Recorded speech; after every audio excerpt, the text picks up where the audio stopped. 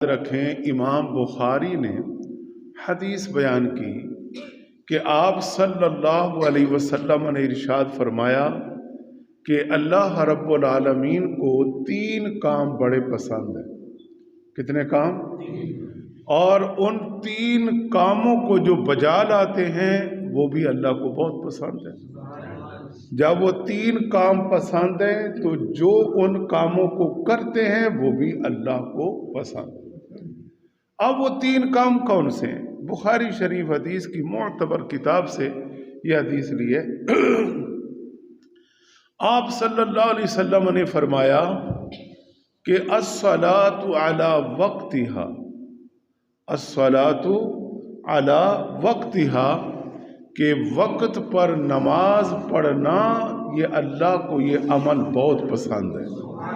کیونکہ نماز بھی پسند ہے کہ اللہ تعالیٰ کی یہ عبادت ہے، رب تعالیٰ نے ہمیں عطا فرمائی، اپنے محبوب کے ذریعے ہر پیغمبر نے اللہ کی عبادت کی ہے۔ آپ علیہ السلام نے ساری رات ساری زندگی اللہ کی عبادت میں گزاری ہے۔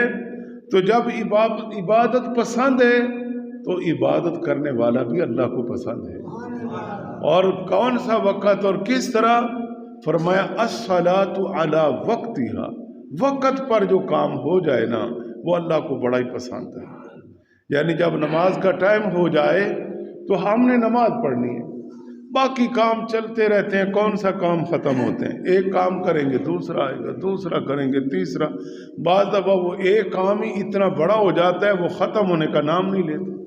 تو بہتر نہیں ہے کہ اس کو تھوڑی دیر موقوف کر دیں اور اللہ تعالیٰ کی عبادت ہم وقت پر کر لیں۔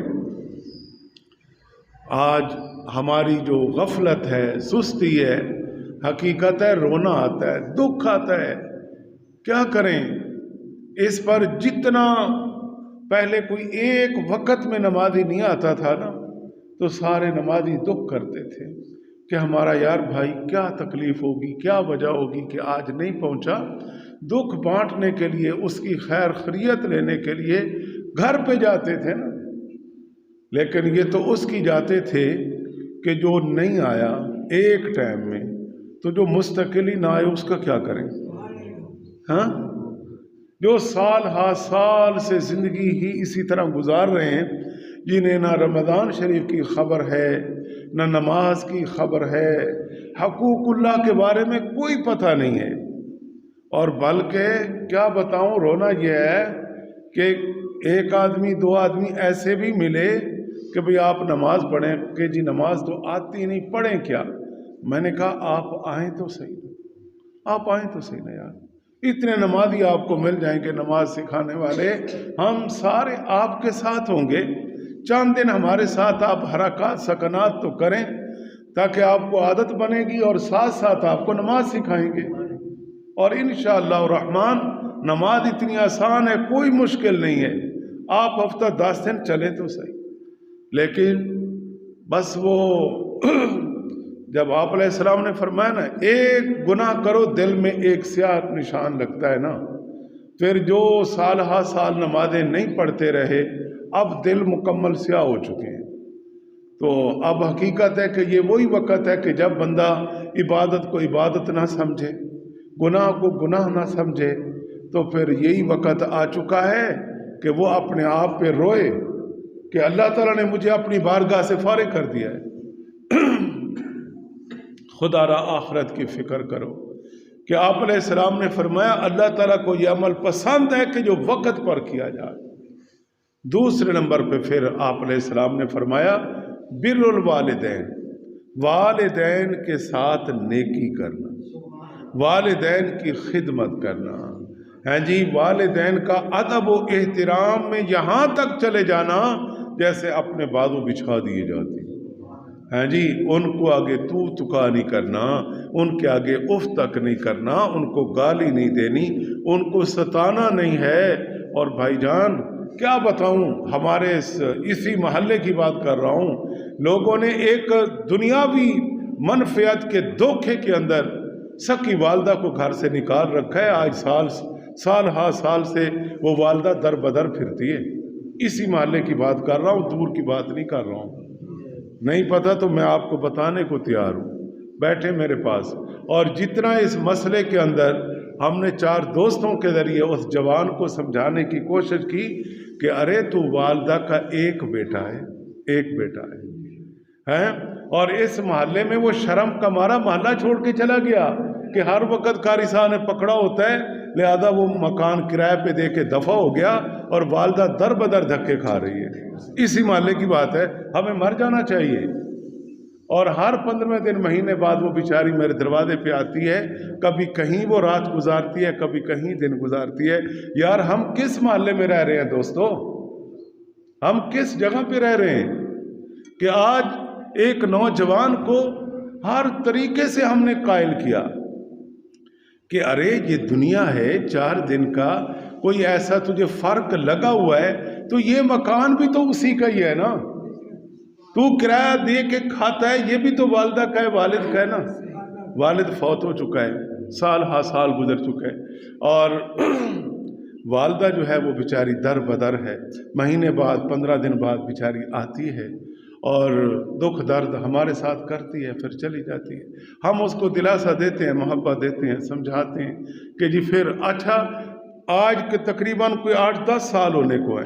کمال کی بات یہ ہے کہ والدہ پھر بھی کہتی ہے کہ میں ایک نظر اپنے بیٹے کو دیکھ تو لوں۔ ہاں جی، وہ دیکھنے کے لیے ترستی ہے، وہ محبت و پیار کے لیے ترستی ہے، اور بیٹے کو جب بھی سمجھاتے ہیں، اور میں چھپاتا نہیں ہوں، وہ فقط بیوی کی باتوں میں آیا ہوا ہے، اس کی باتوں میں آ کر ماں کو گھر سے نکالا ہوا ہے، اور محلہ چھوڑ کر دوسرے علاقے میں کرائے پہ رہ رہا ہے، اور یہ اپنا مکان کرائے پہ دیا ہوا ہے۔ شرم نہیں آتی تجھے؟ تو یہ وجہ کیا ہے بھلا؟ نہ قرآن، نہ دین، نہ اسلام، نہ نماز، نہ روزہ۔ جب کچھ بھی نہیں کرنا تو پھر یہی ہوگا، پھر تو یہ والدہ اس کے لیے زہر قاتل بنی ہوئی ہے۔ یہ کب مرے تاکہ مجھے 4 بندے جو مجھے ٹوکتے رہتے ہیں اس سے میری خلاصی ہو جائے۔ خدا را حیا کرو، شرم آنی چاہیے۔ یہ 4 دن کی زندگی ہے، مر جانا ہے، ہاں جی۔ اور والدہ کی شان کہاں تک ہے؟ الجنت تحت اقدام الامہات، جنت تو ماؤں کے قدموں کے نیچے ہے۔ لیکن یہ بات اسے ہی ہوگی نا جو بیٹھ کے سن رہا ہوگا، جس نے سننا ہی نہیں، جس نے نشست میں محفل میں آنا نہیں، اللہ رسول کی باتیں نہیں سننی، اسے کیا علم کہ ماں کی شان کیا ہے، باپ کی شان کیا ہے۔ یاد رکھیں، اللہ تعالیٰ قرآن میں ارشاد فرماتا ہے، اللہ اکبر اللہ اکبر، ورفع ابوی علی العرش۔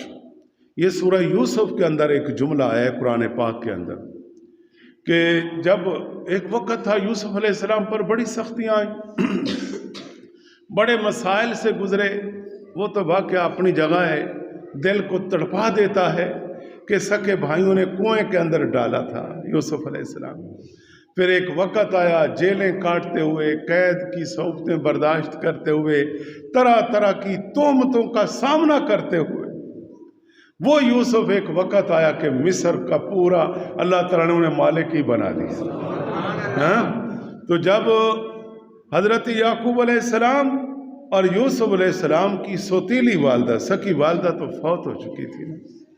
ہاں جی، دیکھیں نا، جب بھائی قید کر کے لا رہے تھے نا تو راستے میں یوسف علیہ السلام کی جو سکی والدہ تھی نا، اس کی قبر شریف آ گئی۔ جب قبر آئی تو یوسف علیہ السلام کو اوپر سواری کے اوپر باندھ کر لوگ لے جا رہے تھے، کیونکہ بھائیوں نے جو کہا تھا کہ یہ ایسا ہے، یہ ایسا ہے۔ تو یوسف علیہ السلام نے سواری سے اپنے آپ کو گرا دیا کہ ذرا میں والدہ کی قبر کو تو دیکھ لوں اچھی طرح۔ اور پھر والدہ سے نا ٹھنڈے دل سے کہا کہ امی جان یہ دیکھ لے کہ جس بیٹے سے تو پیار کرتی تھی آج لوگوں نے اس کا کیا حال کیا ہوا۔ اور سارے بھائیوں میں انوکھا حسن تھا، ہاں جی، جس کے حسن کے چرچے قرآن میں ہیں یوسف علیہ السلام کے، کہ عورتوں نے پھلوں کی بجائے اپنے ہاتھ کاٹ دیے تھے۔ یہ یوسف علیہ السلام کا حسن ہے، حضور کا حسن تو پھر اپنی جگہ ہے نا۔ تو بات یہ ہے کہ وہ یوسف علیہ السلام کہ جس کی والدہ اتنا پیار کرتی تھی، تو جناب مفسرین لکھتے ہیں کہ جب یوسف علیہ السلام نے والدہ کو آواز دی نا تو والدہ نے قبر سے جواب دیا کہ میرے بیٹے گھبرا نہیں، وہ وقت آئے گا کہ جب میرا رب تجھے عزتوں کے تاج عطا فرمائے گا۔ آپ ماں کو ایسے سمجھتے ہیں؟ ماں کی دعا تو عرش ہلا کے رکھ دیتی ہے۔ ماں باپ کی دعا کہاں پہنچاتی ہے اللہ کے بندوں؟ اور جب قرآن بیان کرتا ہے کہ جب یوسف علیہ السلام کو اللہ نے ایک مقام دیا تو جب بھائی بھی آئے، یعقوب علیہ السلام بھی آئے، وہ سوتیلی والدہ تھی نا اس وقت، وہ بھی آئی۔ جب یہ سارے آئے نا تو اب یوسف علیہ السلام نے سوتیلی والدہ کو اور اپنے والد کو کہاں پہ بٹھایا؟ رب بیان کرتا ہے کہ عالی شان تخت پر بٹھایا۔ سب نہیں کہتے ناراض ہو کیا ہو والدین سے؟ والدین سے پیار ہے تو کہہ دو سبحان اللہ۔ جن کے دنیا سے چلے گئے خدا را ان کے لیے دعا کیا کرو، ان کے مدارات پہ جایا کرو، اب بھی فیض ملتا ہے۔ اگر عقیدہ ایمان پختہ ہو تو والدین کے مدارات پہ جاتے ہو تو حقیقت میں والدین کے پاس جاتے ہو۔ تو جب یعقوب علیہ السلام کو تخت پر بٹھایا، ساتھ ستیلی والدہ کو تخت پر بٹھایا، اور خود یوسف علیہ السلام تخت پر نہیں بیٹھے، خود نیچے سامنے بیٹھ کے زیارت کرنے لگے۔ وَرَفَعَ أَبَوَيْهِ عَلَى الْعَرْشِ، کہ والدین کو یعنی اپنے ماں باپ کو یوسف علیہ السلام نے تخت پر بٹھا دیا اور خود سامنے بیٹھ گئے۔ یہ ادب ہے۔ پھر ادب کیا تو پھر یوسف کہاں پہنچا؟ اور پھر دیکھیں نا کہاں پہنچا کہ جب یعقوب علیہ السلام بیٹے کی محبت میں روتے رہتے۔ آج لوگ ماں باپ کو جب ستاتے ہیں تو اتنا نہیں سوچتے کہ ماں باپ کو جو ستائے، ماں باپ کی محبت تو دیکھو، وہ اولاد کی جدائی میں روتے کیسے۔ جب یعقوب علیہ السلام بیٹے کے لیے روتے رہے یہاں تک کہ آنکھوں کی بینائی دے بیٹھے، آنکھوں کی بینائی چلی گئی بیٹے کی محبت میں رو رو کر، قرآن بیان کر رہا ہے۔ اور جب بھائی پہلی بار آئے، پھر دوسری بار آئے تو بتایا نہیں کہ میں کون ہوں، وہ گندم کے لیے آئے تھے اور آج بھی یہی مسئلہ بنا ہوا ہے۔ تو جب وہ آئے تو جب طریقے سے حکمت عملی سے یوسف علیہ السلام نے، اس وقت بچے تھے نا، اب بڑے ہو گئے تھے، تو جب بڑی حکمت عملی سے پوچھا تو کہا اچھا وہ جو بزرگ روتے رہتے ہیں نا، انہوں نے کہا اس کی تو آنکھیں ختم ہو گئی، انہیں کچھ نظر نہیں آتا۔